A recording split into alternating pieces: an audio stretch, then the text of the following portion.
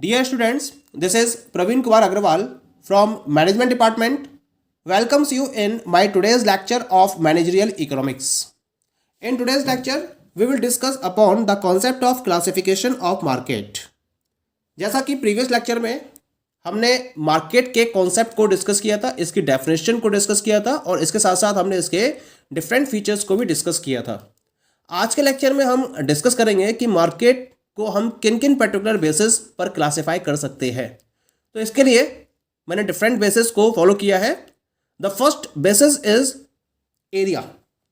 Area के basis पर हम मार्केट को 4 टाइप्स में डिवाइड कर सकते हैं। The first one is the local market, second one is regional market, third one is national market and fourth one is the international market. Local market, when there is a dealing between buyers and sellers at the local level, यानी कि एक बहुत limited place पर, यानी कि geographical basis में वो एक लोकल प्लेस है और उस लोकल प्लेस पर जब बायर्स और सेलर के बीच में गुड्स को लेकर डीलिंग फॉलो की जाती है तो हम उस मार्केट को लोकल मार्केट का नाम देते हैं। Okay, just suppose that at a particular town there is a manufacture unit available और वहां वो यूनिट क्या कर रही है, अपने बायर्स को गुड्स को अगर सेल कर रही है तो हम इस पर्टिकुलर मार्केट को लोकल मार्केट का नाम देंगे। Clear? Next one is the regional market. When the dealing is performed within the boundaries of a particular region, just like state. जैसे कि अगर मैं स्टेट की बात करूं, जैसे यूपी कैसा मार्केट हो गया, रीजनल मार्केट हो गया। आंध्र प्रदेश के अंदर परफॉर्म किया वाला जो ऑपरेशन है, जो डीलिंग है, वो कैसी हो गई, वो भी रीजनल मार्केट हो गया। यानी कि डिफरेंट स्टेट्स में अगर मैं कैटेगराइज कर दूं मार्केट को एरिया के बेसिस पर, तो ये मार्केट क्या कहलाएगा, रीजनल मार्केट कहलाएगा, क्योंकि रीजन की बाउंड्रीज में जो भी डीलिंग्स फॉलो की जाती है वो रीजनल मार्केट बन जाती है। Clear? Next one is the national market. When the dealing between the buyers and seller is performed within the boundaries of a nation, तो हम ऐसे मार्केट को नेशनल मार्केट का नाम देते हैं। जैसे the market of India, India के अंदर जितने भी बायर्स और सेलर्स हैं वो अगर डिफरेंट टाइप के गुड्स एंड सर्विसेज में डीलिंग परफॉर्म कर रहे हैं तो हम इस मार्केट को नेशनल मार्केट का नाम देंगे। क्लियर? और फोर्थ है इसके अंदर, that is international market. International का मतलब क्या होता है, when the operations are performed within 2 और मोर कंट्रीज, 2 या 2 से ज्यादा कंट्रीज के बीच में जब डीलिंग परफॉर्म की जाती है, जैसे इंपोर्ट और एक्सपोर्ट हो रहा है गुड्स का, तो ये कैसा मार्केट बन गया, ये इंटरनेशनल मार्केट बन जाता है।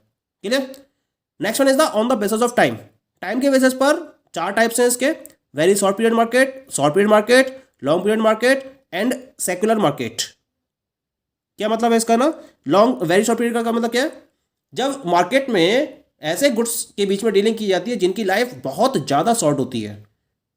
ठीक है, यानी कि ये बहुत कम टाइम के लिए मार्केट में सर्वाइव कर सकते हैं, तो हम ऐसे मार्केट को वेरी शॉर्ट पीरियड मार्केट का नाम देते हैं। जैसे डेली बेसिस पर जिन कमोडिटीज को कंज्यूम किया जाता है, ब्रेड, बटर, मिल्क, जो इनका मार्केट है वो वेरी शॉर्ट पीरियड मार्केट में इंक्लूड किया जाता है।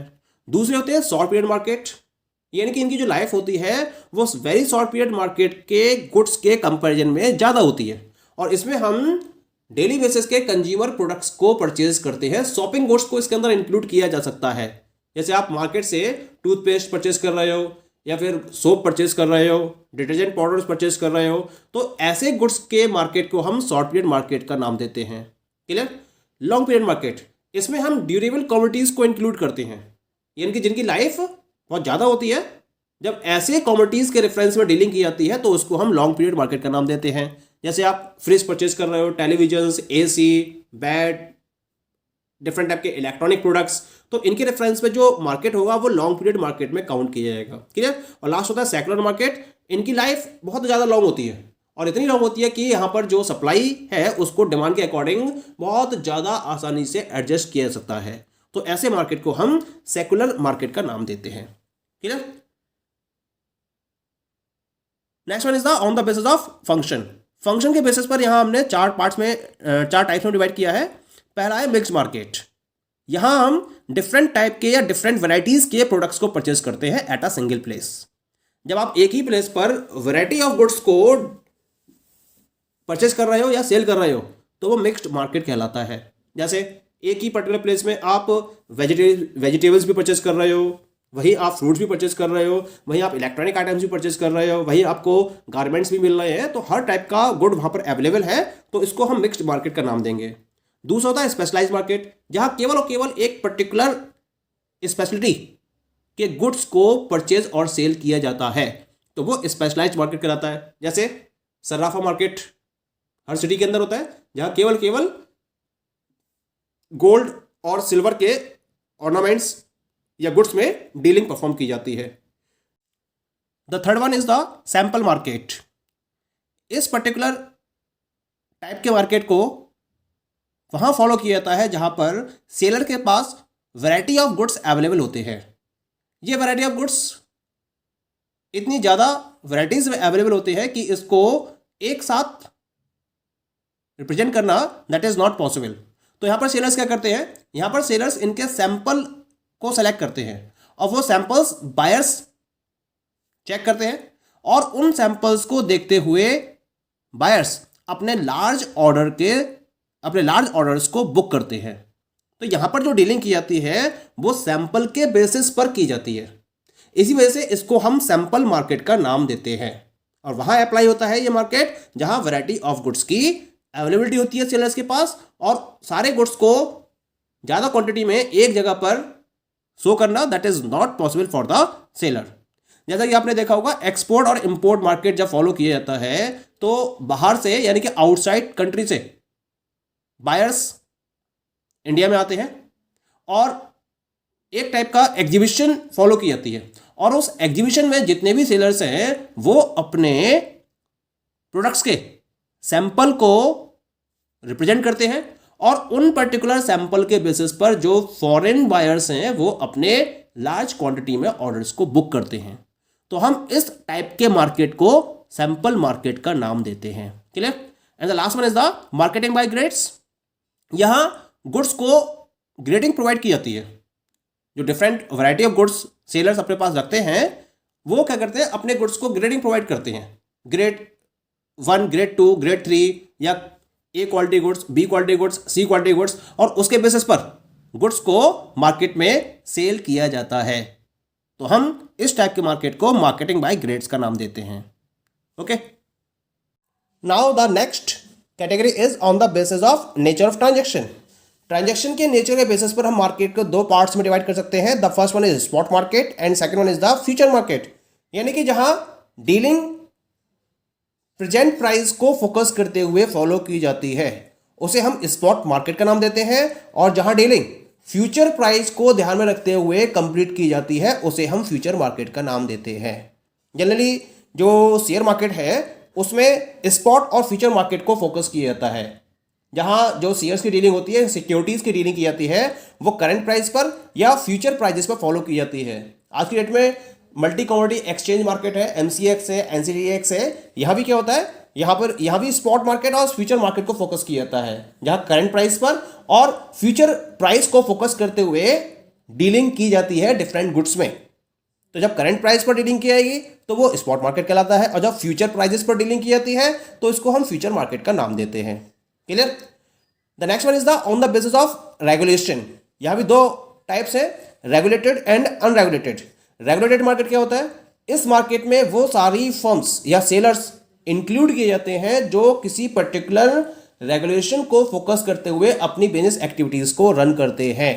यानी कि यहाँ पर पूरा का पूरा गवर्नमेंट का एक कंट्रोल होता है, रेगुलेशन होता है, और उनके द्वारा कुछ रूल्स एंड रेगुलेशंस को फॉर्म किया जाता है, और उसके अकॉर्डिंग रेगुलेटेड वे में वो फर्म्स क्या करती हैं, अपने ऑपरेशंस को परफॉर्म करती हैं। तो हम ऐसे मार्केट को रेगुलेटेड मार्केट का नाम देते हैं। और अनरेगुलेटेड मतलब क्या होगा, यहां कोई भी रूल्स एंड रेगुलेशंस फॉर्म नहीं होते हैं, और ना ही किसी रूल को फॉलो करते हुए यहां सेलर्स अपने एक्टिविटीज को रन करते हैं। तो ऐसे मार्केट को हम अनरेगुलेटेड मार्केट का नाम देते हैं। Clear? The next one is the on the basis of competition. Competition के बेसिस पर हम मार्केट को दो पार्ट्स में डिवाइड करते हैं। The first one is the perfectly competitive market and second one is the imperfect competitive market. क्या होता है perfect? Where large number of buyers and sellers are available and they are selling homogeneous product. ये दो main conditions होती हैं, यानी कि large number of buyers होने चाहिए और लार्ज नंबर ऑफ सेलर्स होने चाहिए, और जितने भी सेलर्स हैं वो होमोजीनियस प्रोडक्ट में डील कर रहे हो। होमोजीनियस का मतलब प्रोडक्ट आइडेंटिकल होना चाहिए, कोई भी किसी भी तरीके का डिफरेंशिएशन प्रोडक्ट्स में नहीं होना चाहिए ऑफ डिफरेंट प्रोड्यूसर्स, यानी कि ये एक ही पर्टिकुलर प्राइस पर अपने प्रोडक्ट को सेल कर रहे होते हैं, तो ऐसे मार्केट को हम परफेक्ट कॉम्पिटिटिव मार्केट का नाम देते हैं। और इम्परफेक्ट का मतलब होता है अगर इन दोनों में से, यानी कि large number of buyers and sellers first condition, homogeneous product second condition, इन दोनों कंडीशन में से अगर किसी एक कंडीशन को फुलफिल नहीं किया जाता है तो वो मार्केट इम्परफेक्ट कॉम्पिटिटिव मार्केट बन जाता है। इसमें हम 4 कैटेगरीज कोड फॉलो कर सकते हैं। पहली होती है मोनोपोली। मोनोपोली का मतलब क्या होता है? मोनो प्लस पॉली, सिंगल, और पॉली मीन्स सेलर। जब मार्केट में केवल एक ही सेलर प्रोडक्ट को सेल कर रहा होता है तो हम उसको मोनोपोली कॉम्पिटिटिव मार्केट का नाम देते हैं। डिओपोली का मतलब क्या होता है?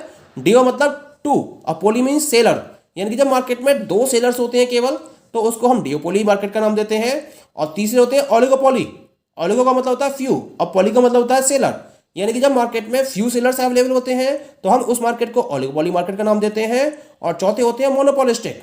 मोनोपोलिस्टिक मार्केट में लार्ज नंबर ऑफ बायर्स भी हैं और लार्ज नंबर ऑफ सेलर्स भी हैं, लेकिन जितने भी सेलर्स हैं वो होमोजेनियस प्रोडक्ट को सेल ना करके डिफरेंशिएटेड प्रोडक्ट्स को सेल करते हैं, तो ऐसे मार्केट को हम मोनोपोलिस्टिक मार्केट का नाम देते हैं।